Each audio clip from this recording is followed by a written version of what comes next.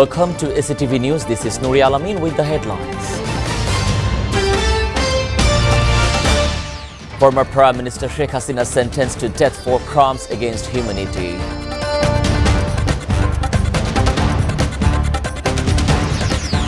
Sheikh Hasina's sentence is a milestone for future, said BNP Salahuddin. Execute Hasina's death sentence within 1 month, demands NCP's Nahid. Upcoming election will be a century-defining moment, said Dr. News urges the commissioners this is not to treat the election like previous ones. Now in details. The International Crimes Tribunal has sentenced ousted Prime Minister Sheikh Hasina and former Home Minister Asaduzzaman Khan Kamal to death in a case over crimes against humanity committed during last year's July uprising. A three-member panel of ICT1, led by Justice Ghulam Murtaza Majumdar, read out the verdict in a much-anticipated case over crimes against humanity against three people, including the ousted Prime Minister Sheikh Hasina, who fled to India in the face of the mass uprising in July-August 2024 today. Sheikh Hasina and Asaduzzaman Khan Kamal were tried to absentia. Meanwhile, former IGP Abdullah Al-Mamun was pardoned from a death sentence and sentenced to 5 years imprisonment owing to his becoming a state witness. It also appeared the tribunal that he made a full disclosure of the circumstances within his knowledge relative to the crime, and said the tribunal in the verdict observations. For charge 1, Hasina was found guilty on 3 counts, which include incitement, ordering to kill, and inaction to prevent the atrocity, and failing to take action against the perpetrator. For this courage, she was sentenced to imprisonment till natural death. For charge 2, she was found guilty on 3 counts for crimes against humanity and Ashulia and Chankarpur for passing the order to deploy drones, helicopter, and using lethal weapons on protesters.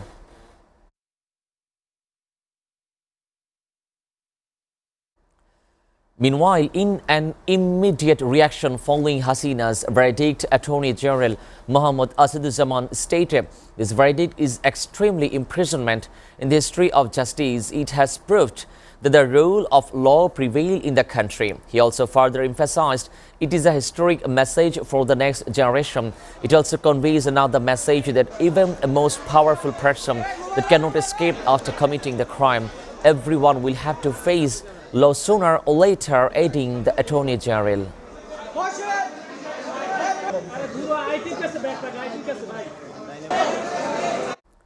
A letter will be sent to India again to bring back ousted Prime Minister Sheikh Hasina, who was sentenced to death for crimes against humanity committed during the popular uprising to the country, said law advisor Dr. Asif Nazrul. He also said this in a response to a question from journalists at his office in the Law Ministry this afternoon. Dr. Asif also said, if India continues to shelter his genocidal murderer, then India will have to understand that in an act of hostility and irresponsible behavior against Bangladesh and the people of the country. Earlier, International Crimes Tribunal has awarded death penalty to Sheikh Hasina for committing crimes against humanity during the July uprising. This is the first time case filed over killings and other crimes against humanity committed during the July uprising.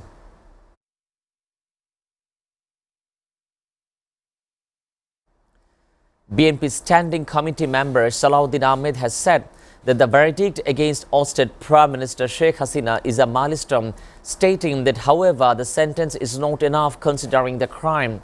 He also said this is an immediate reaction after the verdict was announced this afternoon. Salahuddin said that justice has been established in the International Crimes Tribunal. This verdict is a milestone. Although the sentence is not enough considering the crimes, this verdict will be an example so that no government or any individual can become fascist in the future. He also further added, the verdict has proven that no matter how strong fascism, no matter how much power it holds, they will have to stand in a drop of the code one day or other.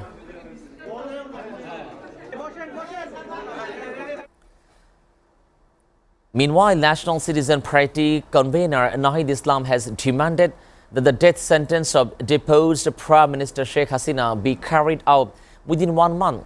In response to the verdict, Nahid said during a media briefing at the NCP office today, the criminal convicted of enforced disappearance and genocide are the worst not only in Bangladesh but also history of the world. Sheikh Hasina has been identified as a murderer and a bloodthirsty fascist. As a result, the trial of Sheikh Hasina will not only set an example for Bangladesh but also for all authoritarian and fascist ruler in the history of the world. He also said he demanded the death penalty for former Home Minister Asaduzzaman Khan Kamal be carried out in saying, in addition, the Awami League, Chhatra League, Juba League and all the fascists and the allies and the government officials who are accused and the term path and the future direction.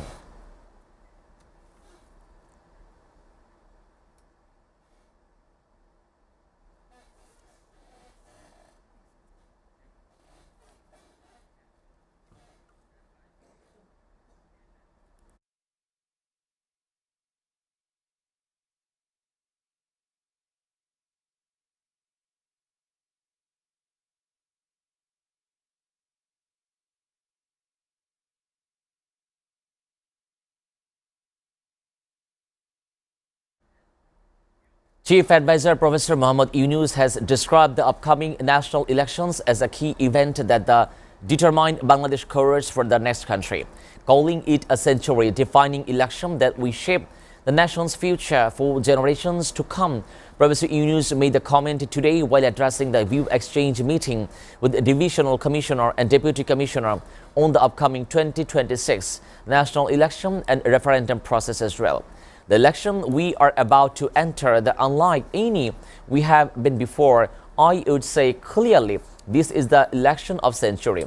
It will set the course of Bangladesh for the next 100 years, said Professor Yunus during the meeting held at the Shapla Hall of the Chief Advisor's office. He said that this not only be the regular 5-year election, but will also include a unique nationwide referendum to decide the country's direction for the next 100 years. The Chief Advisor explained the 2026 poll will involve two key components, a standard 5-year parliamentary election and historic 100-year referendum.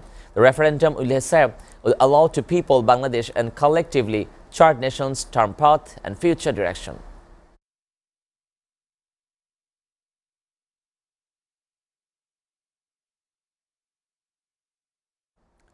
Jamaat Islami Secretary General Professor Mia Ghulam Parwar today praised the tribunal's verdict on Sheikh Hasina, saying it reflected transparency, neutrality, and international standards as well. Addressing a press conference at the party's central office at Mogbazar in the capital, he said the judgment fulfilled part of the nation's expectation. Parwar noted that the part judges read out the lengthy verdict. It highlighted cruel, heinous, and the vengeful nature of the crime committed. Constructing the current verdict with previous trial of Jamaat leader, the Parwar claimed earlier proceedings were questioned globally and lacked international standard. He also alleged those trials involved the fabricated complaints, concede witness manipulated judgment and even external interference, including widely discussed Skype scandal. Mr. Parwar further added that more verdicts are expected in cases related to killing in torture cell, alleged crossfire incident, the Pikana and Shapla Chottor.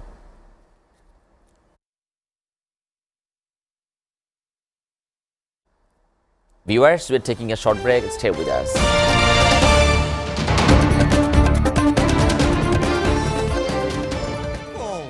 অনশন শুরু কইরা দিছে কেডা হাঁস মুরগি মাছ আরে ওগো মতি গতি দেখা মনে হইতাছে এসএফএম ছাড়া কিছু খাইবো না।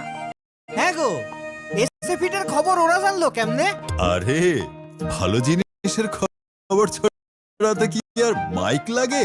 খবর ভাসে বাতাসে বাতাসে। আরে দেখো এসএফিটার জাদু সম্পূর্ণ নিজস্ব তত্ত্বাবধানে বিশেষজ্ঞদের সমন্বয়ে প্রস্তুত হয় এসএফিডের পশু খাদ্য।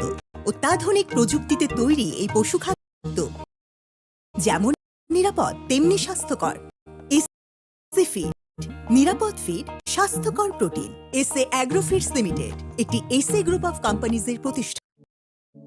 Grand Palace, 5-star chain hotel, Zinda Bazar, Sylhet.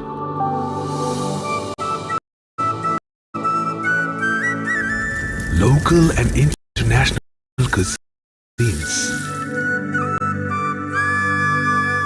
Exclusive banquet hall for all events. 5-star luxurious rooms and suites with bulletproof glass. Fiberglass swimming pool. Relaxing spa. Well-equipped gym.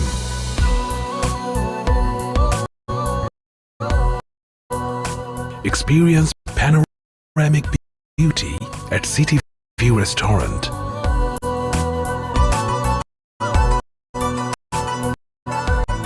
Welcome to Grand Palace Hotel. Grand Palace Hotel and Resorts, Jollar Par, Zinda Bazar, Sylhet, Bangladesh. বাংলাদেশে দীর্ঘ ৩৭ বছরের সাফল্যের অগ্রযাত্রায় SA পরিবহন parcel and courier.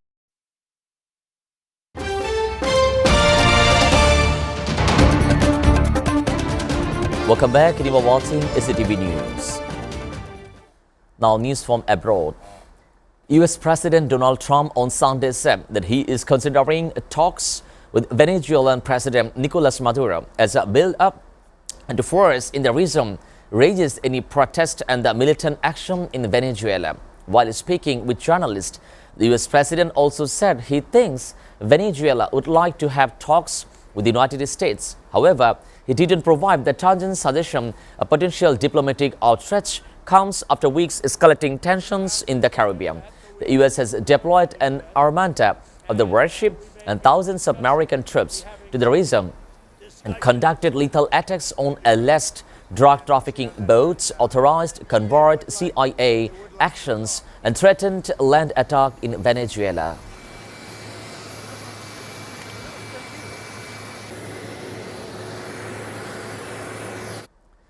Meanwhile, on the same day, Donald Trump derided Republican lawmaker the Marjorie Taylor as a traitor in a Truth Social post. Trump, in his Truth Social post, also said the Green trying to portray herself as a victim and she was in cause of all her own problem. Greenie, a U.S. House of Representative member from the Georgia who was long known as a Trump loyalist, has recently taken positions at odds with the president. She said on Saturday has been contracted by private security firm warning about the safety and that harsh attack against her previously resulted the death threat. She also earlier attributed her split with the president to her support for releasing record related to the late financial and sex offender the Jeffrey Epstein. Washington's current approach toward Tehran doesn't indicate any readiness for equal and fair negotiations, Iran Foreign Minister said on Sunday after U.S. President Donald Trump hinted last week at potential discussions. Following Israel's attack on Iran in June, which was joined by U.S. strike on Iranian nuclear facility, attempts at renewing dialogue on Tehran nuclear program have failed. The United States is European ally and the Israel attack on the accused Tehran using the nuclear program as a veil of effort to develop the capability to produce weapons. Iran said its nuclear program is for peaceful purposes only. Tehran and Washington underway 5 rounds of indirect nuclear talk prior to TLD war, but face obstacles such as issue of domestic uranium enrichment, which the U.S. warned Iran to forego. در حقیقت تلاش برای دیکته کردن خواسته Israeli Prime Minister Benjamin Netanyahu said on Sunday Israel remained opposed to a Palestinian state after facing pressure from a right-wing minister who said a U.S.-backed statement indicates support for a pathway to Palestinian state. Netanyahu made the comments during a weekly cabinet meeting in Jerusalem on Saturday. Israel far-right minister Itamar Ben-Gvir and Bezalel storming called on Netanyahu to denounce a Palestinian state after the US and many Muslim-majority nations endorsed a draft UN resolution backing President Donald Trump's Gaza peace plan, saying that the process offered a pathway to Palestinian statehood. At the start of the Sunday cabinet meeting in Jerusalem, Netanyahu also referred to Hamas, saying the Palestinian militant group will be disarmed on an easy way, hard way. Netanyahu also said that Israel will act against settler violence with full force as a violent incident in the West Bank increased in the recent week during the olive harvest season.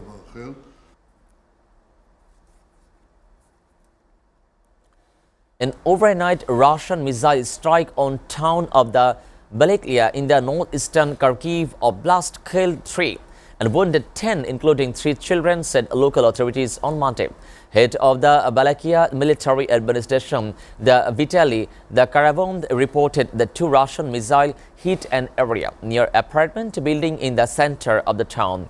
The Caravan asserted that 9 of wounded victims were hospitalized, that the rescue operation continued as the 4 a.m. local time. Unfortunately, cells about possible victims continue to come in.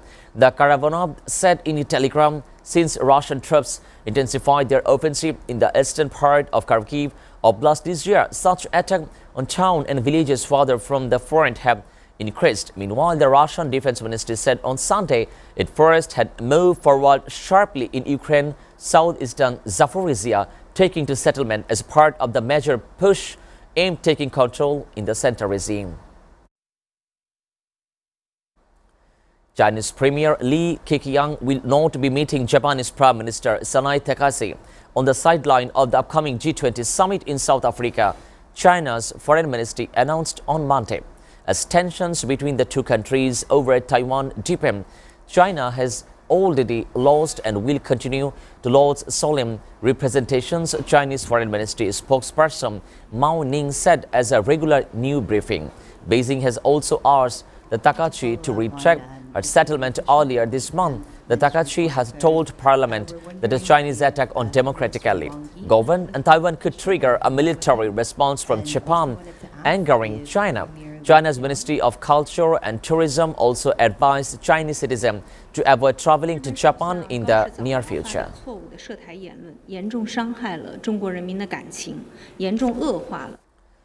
Meanwhile, Japan on Monday said China's ship sailing around the water of Japan-administered the Senkaku Island was unacceptable. During a daily news briefing, it was confirmed that a China Coast Guard ship formation passed through the water of island on Sunday as tension ramped up between Beijing and Tokyo.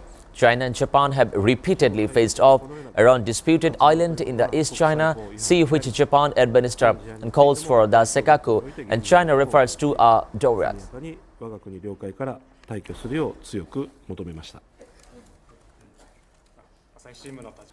引き続き緊張感を持って尖閣諸島周辺の警戒監視に万全を尽くすとともに、中国側に対しましては South Korea's defense ministry said on Monday that it has proposed talks with North Korea's military to discuss setting a cleaner boundary along the military demarcation line between the two Koreas to avoid the risk of potential military clashes. The South Korean military formally proposed to hold military talks with North Korea to discuss settling a baseline for the military demarcation line to prevent accidental clashes between the two Koreas and ease military tensions. Kim Hong-ho, South Korea Deputy Defense Minister for the National Defense Policy, said in a televised settlement with the North Korea had been laying lines, installing roads and setting up border and the war fence on the side of the border. Some of its soldiers had repeatedly intruded onto the South Korean side, raising concern about a potential clash,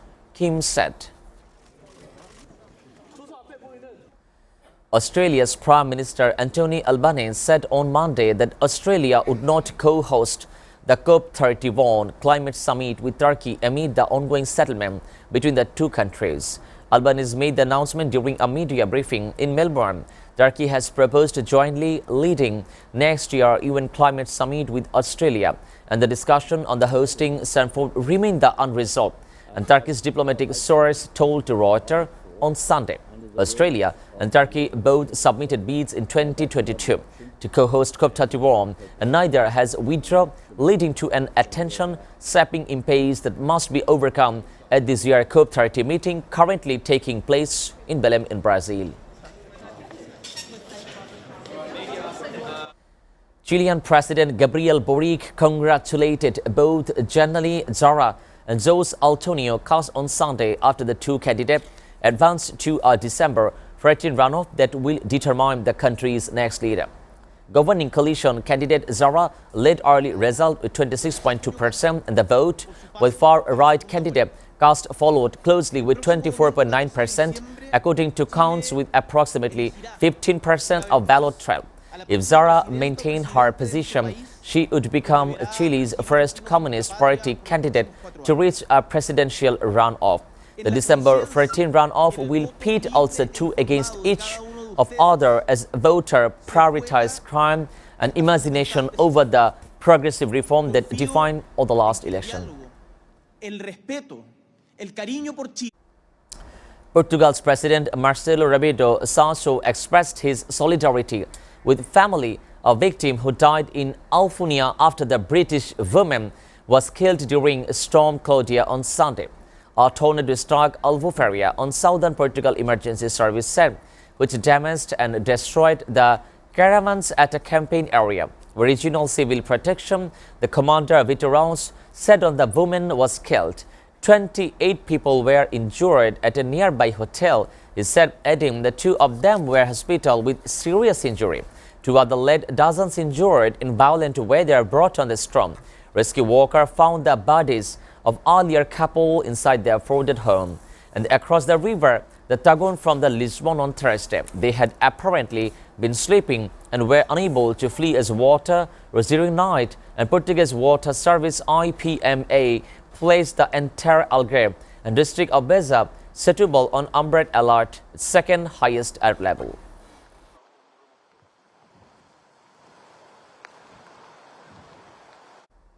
Before ending, we'll go through the SATV News headlines again.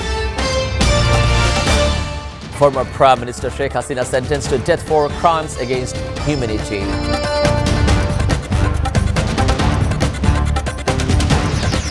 Sheikh Hasina's sentence is a milestone for future, said BNP Salahuddin. Execute Hasina's death sentence within 1 month, demands NCP's Nahi. Upcoming election will be a century-defining moment, said Dr. News urges the Commissioner. This is not to treat the election like previous ones.